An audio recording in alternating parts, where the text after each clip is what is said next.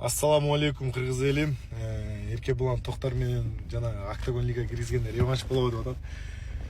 Достор, мен ойлойм, Эрке булан 100% ММАдан чыкпайт. Неге дегенде башында да айткам.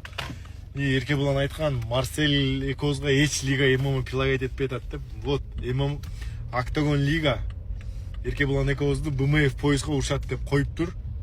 Мен ойлойм, буга 100% чыкпайт. Эрке булан менен Алишер тренери реванш болот жакында деп атышат. Мынакей реваншта силерге өтө возможность, жакшы возможность ММАдан чыгып көргүлө. Анан вести шылтадыңар, вес мындай Эрке булан Камил менен да 70ке чыгып, Камилди уткан. Менен чыгып, менден утулуп калды.